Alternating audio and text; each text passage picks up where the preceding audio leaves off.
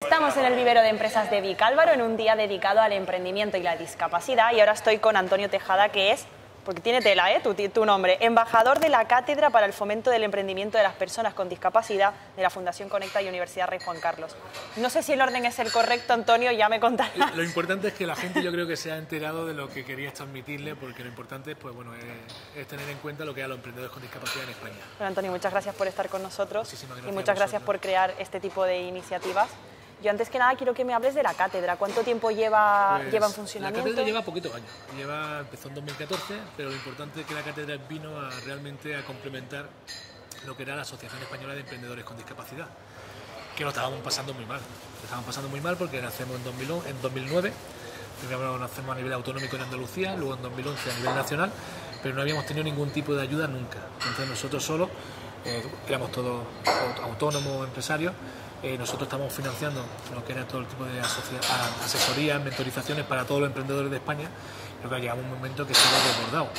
Entonces, gracias a Ricardo Moreno de la Universidad Rey Juan Carlos, pues generamos una sinergia muy interesante y bueno, cuando empezaron a confluir los elementos y un poco la predisposición de ambas partes, vimos que la mejor forma y fórmula para abordar realmente el emprendimiento y la discapacidad para el futuro era generar esa cátedra, que la asociación se sumara incondicionalmente a la misma, y ya no solamente llevar a cabo lo que era asesoramiento, mentorización, sino también investigación, metodología de éxito a nivel de emprendedores, etcétera. Y ahí es cuando, desde el año 2014, todos los esfuerzos están en la cátedra y me nombran embajador de la misma, y cada vez, bueno, este año hemos sacado proyectos muy interesantes que en estos días los vamos a ir viendo en este curso.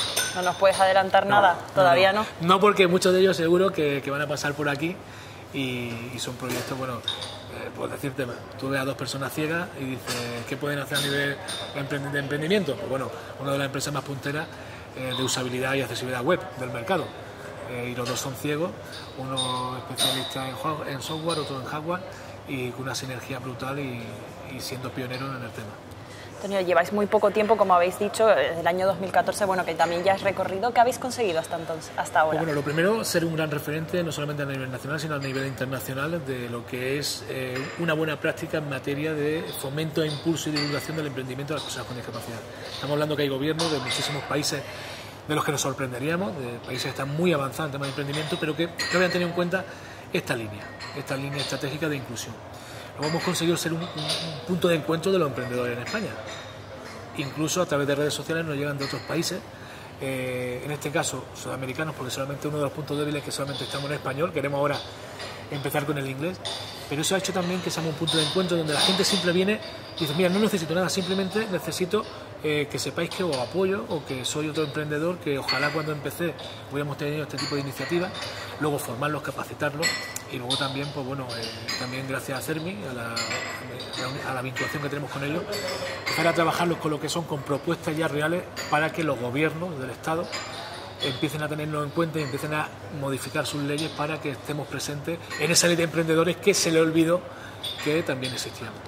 Antonio, es que precisamente iba por ahí, que existan este tipo de iniciativas quiere decir que los emprendedores con discapacidad pues todavía tienen ciertas dificultades para emprender, y no solo para emprender, sino en la vida en general.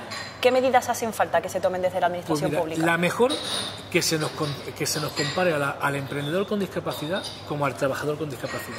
Porque yo soy la misma persona con mi discapacidad, yo tengo un 66% de discapacidad, y si tú me contratas a mí, pues va a tener unos chollos, o sea, va a tener una deducción en el impuesto de sociedades, va a tener unas bonificaciones brutales en los seguros sociales, pero mientras me tengas contratado, es decir, sea el tiempo que sea, etcétera, incluso incentivos directos a la contratación. En cambio, si yo me autoempleo, la misma persona con discapacidad se autoemplea para hacer la misma actividad, lo único que tenemos es un 50% en el autónomo de cada mes, los 5 primeros años, porque se supone que a los 5 años se te quita la discapacidad. Cosa que cuando estás contratado por cuenta ajena, no, si tiene el empresario ese apoyo. Yo siempre digo que es mucho más interesante que nosotros contratemos a personas con discapacidad que nosotros nos autoempleemos. Yo hablo de brecha laboral. Eso a mí lo que me indica el gobierno, que soy un ciudadano de segunda. ¿Por qué? O que incluso, que es lo peor, que estamos fomentando políticas del lazarillo de Tormes, de la gran picaresca.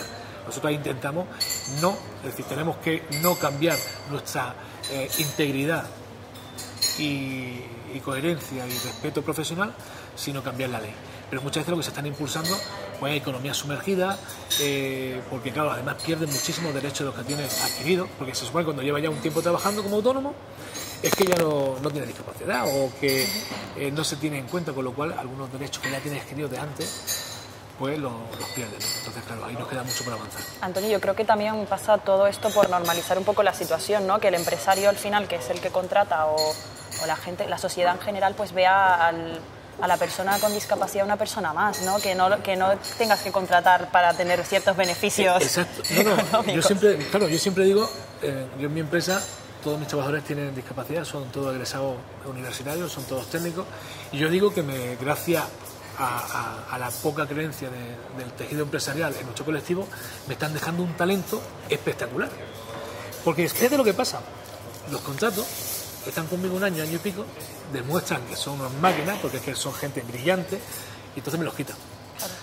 Pero ¿qué es lo bueno que estamos haciendo? Es el primer paso. Estamos haciendo una empresa de transición, te da esa primera oportunidad de demostrar que si eres arquitecto y vas en silla de ruedas, puedes ser tan profesional como si vas andando de manera bípeda. Incluso para ciertas tareas eres más brillante, porque por ejemplo, si tienes que trabajar en temas de accesibilidad y movilidad, puede dar unos indicadores que un arquitecto sin discapacidad no tenga. Pero cuesta mucho porque yo me hago autónomo en 2005 porque con mi currículum nadie confiaba en mis capacidades. Todos los trabajos, todas las ofertas que me llegaban eran muy alejadas de... Entonces dije, bueno, para estar trabajando en un puesto que no es el mío, por un sueldo que no es el que está en mi capacitación profesional, fíjate que ahora gano menos, porque un autónomo todo lo invierte, pero soy muy feliz, soy libre, estoy llevando mis proyectos y mis sueños a la realidad. Y en aquel momento, pues bueno, yo creo que con mi discapacidad pensaban cuando veían mi currículum que era como un pulpo, ¿no? Una cabeza con tentáculos, porque un 66% de discapacidad. Luego la gente decía, pero bueno, ¿pero qué es lo que te pasa? Porque esa es otra, lo que no se ve. Claro. Muchas veces solamente nos fijamos en la discapacidad invisible. Yo, además, te cuento como anécdota, teníamos una gran ingeniera en telecomunicaciones, tiene una enfermedad muy rara, pero tú físicamente no notaba absolutamente nada, ¿no? Claro, su problema es que tenía que pasar unos tratamientos médicos, cuando los pasaba, pues su cuerpo un poco a nivel hormonal se desconfiguraba, y a veces decía pues, que 3 o 4 días no podía trabajar. Simplemente conciliación cuando pasaba el tratamiento. Pero luego era tan rentable, porque a nivel, hoy en día, si trabajamos por objetivos, era tan eficiente que el resto del mes, o sea, a mí no me echaba ni una hora más, porque los objetivos que tenía que cumplir es que me cumplía por encima de la media. Y ahí te das cuenta que a veces simplemente conciliando la discapacidad a nivel laboral podemos darle una oportunidad a mucha gente que está ahí el talento. Cuando decían esta fuga de talento con la crisis actual, yo digo, bueno, sí, esa la conozco porque está siendo cruel, pero yo conozco la nuestra, el colectivo, y llevamos toda la historia en esa fuga de talento porque encuentra gente muy brillante que no ha trabajado en la vida. O sea, que no tienen fe de vida laboral. Solamente ha hecho prácticas, solamente ha hecho trabajos no remunerados, sí, voluntario, etcétera, pero no tienes ni un mes cotizado. Y eso te da pena porque dices, jo, es que ahí podía estar yo. Y eso es lo que tenemos que derribar. Y yo creo que con cursos de este tipo, cátedras de este tipo, interés de los medios y de vosotros también, pues visibilicemos esta realidad y quizás a partir de mañana seamos un poco la sociedad más humana hasta ante este fenómeno de la inclusión laboral, de personas cualificadas, de emprendedores con discapacidad, que es una realidad que está aquí y ha venido para quedarse. Pues Antonio, muchas gracias por la labor que hacéis y por haber estado aquí con nosotros. Muchísimas gracias a vosotros. Gracias. A vosotros.